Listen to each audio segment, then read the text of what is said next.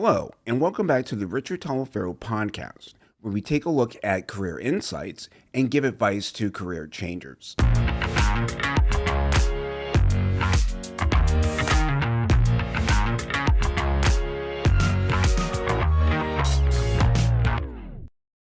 Your work matters enough to share, whether you're building something new, leading an initiative, or simply trying to contribute meaningfully, you're showing up.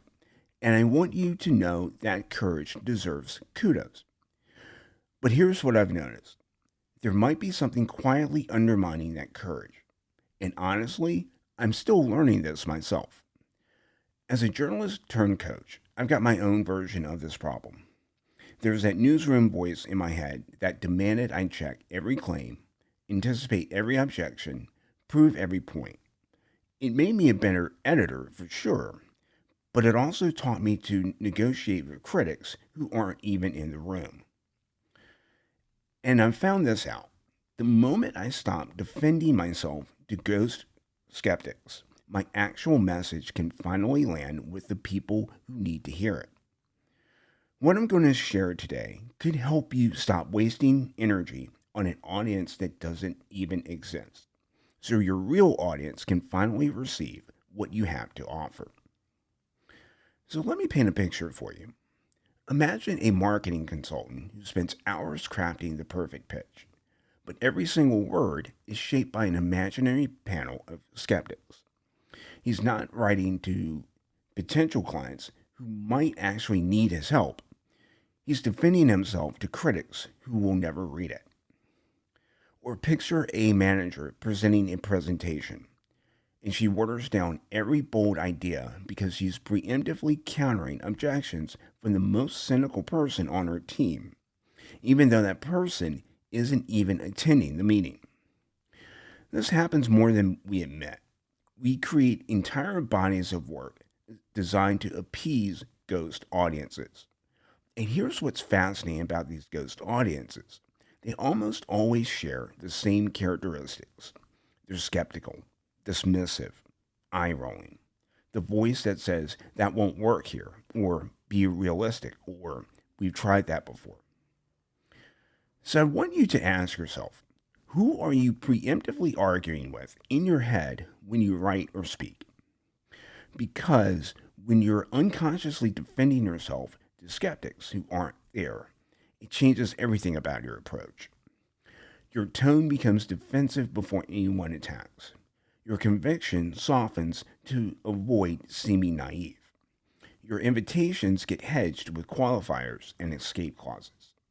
And your boldest ideas get buried under layers of credibility building preamble. So, what this means for you is this: you're not just creating content or leading initiatives, you're constantly negotiating with an audience that isn't actually there. And negotiation is costing you impact. The people who genuinely need your perspective aren't reading a carefully defended argument. They're reading something that feels like it's talking past them to someone else entirely. Now, here's what I want you to know to understand about that skepticism. That cynical colleague who dismisses new ideas, often they're just exhausted from being disappointed before. And that person who questions everything you suggest might be protecting themselves from the vulnerability of hope. And that ghost audience in your head saying this won't work, that's often your own fear wearing a disguise. Skepticism is often just fatigue, grief, or stuckness that hasn't found another language yet. Which means when you shape your work to appease these voices, you're actually denying them something that they desperately need: permission to believe that things could be different. So let me give you a practical way to identify your ghost audience. So ask yourself these three questions. Whose approval are you still unconsciously negotiating with? Is it a former boss, a judgmental colleague, or an industry gatekeeper? Maybe it's even your own younger self who learned to play it safe. What if the people you think will resist you are actually craving permission?